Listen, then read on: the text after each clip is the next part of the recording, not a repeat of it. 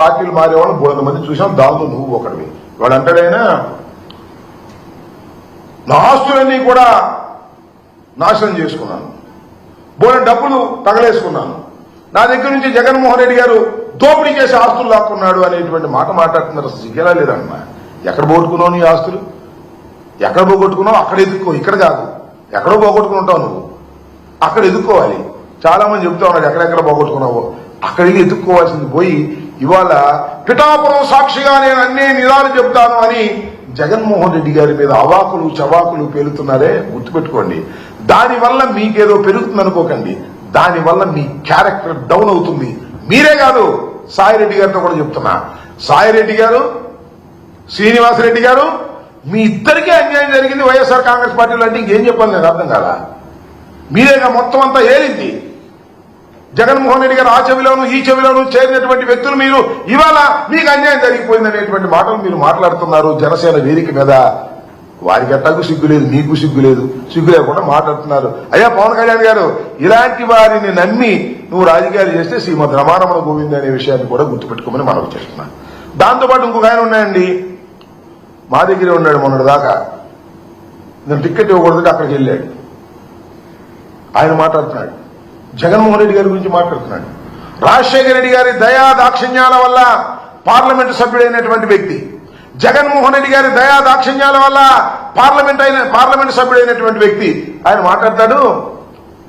పులివెందులకు ఎక్కువ, కడపకు తక్కువ అండి జగన్మోహన్ రెడ్డి గారు. ఆయన బొమ్మ పెట్టుకుని గెలిచినటువంటి నువ్వు ఇవాళ దరువు కొట్టే కార్యక్రమం చేస్తా ఉన్నావు.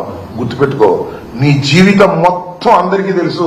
ఏదో వేదిక దొరికింది కదా అని రెచ్చిపోవద్దు, పిచ్చి పిచ్చిగా మాట్లాడొద్దని కూడా మనం చేస్తున్నాం. ఎప్పుడు ఇలాగే ఉండదు సార్, 4 సంవత్సరాలే. 4 సంవత్సరాల పరిస్థితులు మారతాయనే విషయాన్ని కూడా గుర్తుపెట్టుకోండి.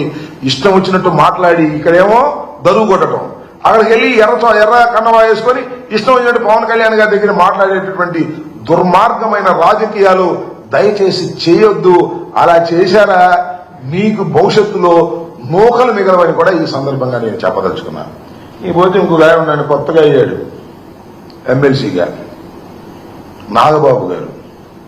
ఆయన జగన్మోహన్ రెడ్డి గారి గురించి మాట్లాడుతున్నాడు. జగన్మోహన్ రెడ్డి గారు కామెడియన్ అంట. మరి ఈయనేంటో నాకు అర్థం కాలా. అయ్యా, నువ్వు, మీ అన్న, మీ తమ్ముడు ముగ్గురు రాజకీయాల్లోకి వచ్చారు. మీ అన్న అట్ట చేసి కాంగ్రెస్ చేరి కేంద్ర మంత్రి అయ్యాడు. నువ్వేమో మీ అన్న, మీ తమ్ముడు పవన్ కళ్యాణ్ గారు 16 సంవత్సరాలు అయింది శాసనసభకు రావడానికి టైం పట్టింది. అది కూడా ఏంటి, చంద్రబాబు నాయుడు గారు సంకెక్కితే అయ్యారు మీరు. ఆ తర్వాత మీకు ఒక ఎమ్మెల్సీ వచ్చింది. ఓకే, బాగా ఉంది. జగన్మోహన్ రెడ్డి గారితో పోలుస్తారంటే, జగన్మోహన్ రెడ్డి గారు వీరోచితంగా పోరాడినటువంటి వ్యక్తి, జగన్మోహన్ రెడ్డి గారు ఢిల్లీ కోటని పగలగొట్టినటువంటి వ్యక్తి, పార్టీ పెట్టిన 10 సంవత్సరాలకే శాసనసభ్యుడిగా కాదు ముఖ్యమంత్రి అయి ఈ రాష్ట్రాన్ని 5 సంవత్సరాలు పరిపాలించినటువంటి వ్యక్తి. ఆయన తండ్రికి గాని ఆయనకు గాని భగవంతుడి దయ వల్ల, ప్రజల ఆశీస్సుల వల్ల ఓటమి ఎరుగని ధీరులని మనం చేస్తున్నా. వాళ్ళతో పోల్చుకుంటారండి మీరు, నాకు అర్థం కాల.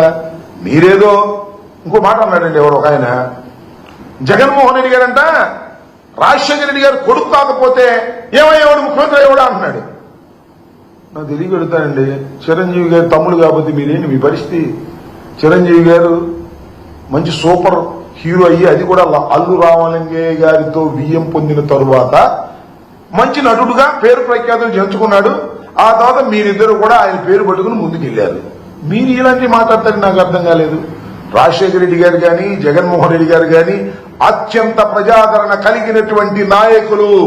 అత్యంత ప్రజాదరణ ఎలా వచ్చింది? ప్రజలకు సేవ చేయడం ద్వారా వచ్చింది తప్ప సినిమాలో నటించడం ద్వారా వచ్చినటువంటిది కాదు అనేది కాస్త అన్నదమ్ములు ఇద్దరు తెలుసుకుంటే మంచిదని మనం చేస్తున్నా. ఇవాళ నాగబాబు గారు రెచ్చిపోయి మాట్లాడుతూ ఉన్నాడు. పాపం ఆయన కూడా ఏదో అన్నాడు, వీళ్ళకి టికెట్ ఇచ్చి వెళ్ళిపోయిన ఆయన కూడా ఏదో అన్నాడు తెలుగుదేశం ఆయన్ని. ఇలా పిచ్చి పిచ్చిగా మాట్లాడటం వల్ల ఏమీ ఉపయోగం లేదు. మీరు అడ్డదారిన రాజకీయాల్లోకి వచ్చిన వారు, ఎవరి సంఖో ఎక్కి రాజకీయాలు చేస్తున్న వాళ్ళు, మీకంటూ ఒక ప్రత్యేకమైనటువంటి సిద్ధాంతాలు లేనటువంటి వ్యక్తులు మీరు ఇవాళ మాట్లాడుతున్నారు. వస్తారు జనం, అధికారం ఉంది, డబ్బు ఖర్చు పెట్టారు, సినిమా గ్లామర్ ఉంది, వస్తారు జనం, అధికారం ఉంది కదా అని.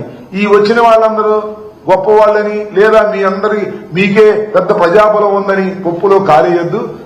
దక్షిణాదికి వెళ్తానంట, మన ఉత్తరాదికి వెళ్తానంట అందరూ ఫోటోలు దిగుతున్నారంట పవన్ కళ్యాణ్ గారి గురించి. అందువల్ల అక్కడ కూడా నాకు బ్రహ్మాండంగా ఉంది. ఈ షణ్ముఖ వ్యూహంలో నేను ముందుకెళ్ళిపోతాను, దక్షిణాది మొత్తం నాదే అనుకుంటాడు. ఎక్కడికి వెళ్ళిన ఫోటోలు దిగుతారు. సినిమా యాక్టర్ అన్న తర్వాత ఎక్కడికి వెళ్తే ఏమైనా ఫోటో అంటే అంటారు. ఇక నీ అభిమాని అయిపోతారా, నీ రాజకీయాలు ఫాలో అయిపోతారా? గుర్తుపెట్టుకోమని మనవి చేస్తున్నా. ఈ విధంగా పవన్ కళ్యాణ్ గారు జనసేన పార్టీ దిశ లేకోకుండా నిన్న నిర్వహించినటువంటి ఈ జయకేతనం జనం బాగా వచ్చారని అంటున్నారు. చివరిలో పవన్ కళ్యాణ్ గారు మాట్లాడేటప్పుడు వెళ్ళిపోయారని కూడా అంటారు. ఇసుగు పుట్టేది ఏమి లేదు, ఇసుగు పుట్టి వెళ్ళిపోయారు. కాబట్టి మీరు ఏదైతే చెప్పాలని ప్రజలకు అనుకున్నారో అది చెప్పలేకపోయారు. కారణం ఏంటంటే మీ దగ్గర సరుకు లేదు. కేవలం చంద్రబాబు నాయుడు గారికి భజన చేసేటటువంటి కార్యక్రమం, చంద్రబాబు నాయుడు గారి భజన బృందంగానే మీరు తయారయ్యేది నిజమైనటువంటిది. దాన్ని ప్రజలు గమనిస్తున్నారు. ఇవాళ రేపు గమనిస్తారు. కాపులు కూడా గమనిస్తారు. అయ్యా కాపులందరూ అనుకుంటున్నారు ఎవడో ఒక మా కులంలో ముఖ్యమంత్రి అయితే బాగుంది అనుకుంటున్నారు. అదేదో పవన్ కళ్యాణ్ గారి ద్వారా అవుతుందేమో అనుకుంటున్నారు. పవన్ కళ్యాణ్ గారి ద్వారా అయ్యేటటువంటి శక్తి పవన్ కళ్యాణ్ గారికి లేదు అనే విషయాన్ని మీరు నిదానంగా తెలుసుకుంటారు. సినిమా క్లైమాక్స్ లో తెలిసింది ఆయన పనిచేయడానికి రాలేదు. కేవలం చంద్రబాబు నాయుడు గారికి ఊడిగం చేయడానికి కాపులందరినీ కట్టగట్టుకుని తీసుకువెళ్లి చంద్రబాబు నాయుడు గారికి అప్పజెప్పడానికి మాత్రమే ఆయన రాజకీయ పార్టీ పెట్టి నడుపుతున్నారనే విషయాన్ని ముఖ్యంగా పిఠాపురం తాలూకా ప్రజలు నేర్చుకోవాలి, తెలుసుకోవాలని ఈ సందర్భంగా నేను చెప్పదలుచుకున్నాను.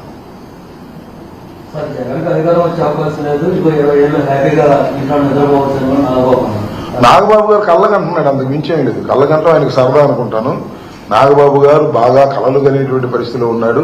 ఎందుకంటే అర్ధంతరంగా ఎమ్మెల్సీ అయిపోయాడు కదా తమ్ముడు వల్ల.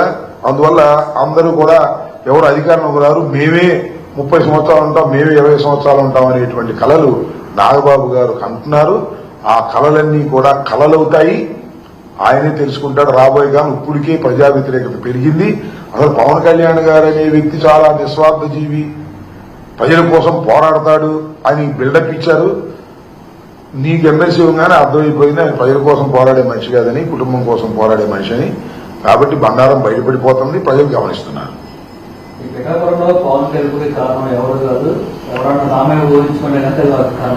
అదేనండి చంద్రబాబు టైపే. చంద్రబాబు వెన్నుపోటు కాదు. ఎన్నికలకు ముందు ఒక మాట, ఎన్నికలు అయిపోయిన తర్వాత ఒక మాట, అక్కర తీరిన తర్వాత ఒక మాట, అది రేవు దాటిన తర్వాత తెప్పదగలేయటం. నాకు తెలియకూడదు, నాకేం సంబంధం లేదు. కానీ ఆ వర్మ గారు తెలుగుదేశం అయినాగా ఒకసారి ఇండిపెండెంట్ కూడా గెలిచినట్టున్నాడు. అక్కడ గెలిచాడా? ఎప్పుడో గెలిచాడు ఒకసారి. అయ్యా నాకు తెలియకూడదండి పవన్ కళ్యాణ్ గారు. ఏమంటే నాగబాబు గారు మిమ్మల్ని కూడా అడుగుతున్నా. నేను అప్పుడు చూసా, ఎలక్షన్ అప్పుడు బిజీగా మొన్న కూడా చూసా. పవన్ కళ్యాణ్ గారు ఆయన చేతులు చేసి నన్ను గెలిపించే బాధ్యత నీదే అన్నారా లేదా? ఇవాళేమో వాడెవడు వీడెవడు మేమే గెలిచాం. ఏందా విర్రవేగటం నాకు అర్థం కాల. అప్పుడేమో ఆయన సీట్లు త్యాగం చేసినందుకు నువ్వే మమ్మల్ని గెలిపించాలని ఎన్నికలకు ముందు నాటకం ఆడారు. ఎన్నికలు అయిపోయింది, వర్మ నీ కర్మ పోవాయా ఏందా అనేటువంటి మాటలు మాట్లాడుతున్నారే. ఇదే కదా రేవు దాటిన తర్వాత తెప్ప తగలేటువంటి. కొద్ది గౌరవించడాయా బాబు. వర్మ మీకే చేశాడు కదా, మాకేం చేయలేదుగా. వర్మను కనీసం గౌరవించండి. ఇవ్వపోయారు మిమ్మల్ని కాదని చంద్రబాబు ఏమి వర్మకు పదవిస్తాడని నేను అనుకోవడంలా. వర్మ ఎడారే, దానిలో ఏమి సందేహం లేదు. కాకపోతే గౌరవంగా ఇవ్వండి. వర్మదేముంది, వాళ్ళదేముంది, వీళ్ళదేముంది అని విర్రవేక మాకండి. అది పిఠాపురం మీ అడ్డా అనుకుంటున్నారు. పిఠాపురంలో మొదటిసారి గెలిచారు, గుర్తుపెట్టుకోండి. జగన్మోహన్ రెడ్డి గారి లాగాను రాజశేఖర రెడ్డి గారు కంటిన్యూగా గెలిచినటువంటి నియోజకవర్గం కాదని కూడా మనమే చేస్తున్నా. కనీసం చంద్రబాబు లాగా కుప్పంలో గెలవాలా మీరు? వరుసనే ఒకసారి గెలిచారు పిఠాపురంలో. ఇక అది మీ అడ్డా అనుకుని అక్కడ ఎవరినైనా సరే మేము తీసేస్తాం, తోసేస్తాం అనేటువంటి పిచ్చి మాటలు మాట్లాడి గందరగోళంలో పడి మీ కర్మ మీరు అనుభవిస్తారు, వర్మ కాదు. మీ కర్మ అనుభవిస్తారు తర్వాత రాబోయే కాలం. ఆ వర్మకి నాకేం సంబంధం లేదు. ఉన్న సందర్భం కాబట్టి అడిగారు కాబట్టి చెబుతున్నా. ఆయన తెలుగుదేశం, ఆయన నాకేం సంబంధం. తమిళనాడులో హిందీ వద్దనందుకు అదే ఇప్పుడు నేను చెప్పే కదా. ఒకప్పుడేమో ఉత్తరాది అహంకారం అన్నాడు. ఇవాళ ఉత్తరాది అహంకారానికి తల వంచి దక్షిణాది రక్షకుడుగా తయారయ్యాడు. ఈ దక్షిణాది మొత్తాన్ని అసలు పిఠాపురంలో జరిగింది. మీరు దక్షిణాది మీటింగ్ అని చెబుతాడు ఆయన ఒక విధంగా. చూశారుగా మీరు ఎన్ని భాషలు మాట్లాడాడు.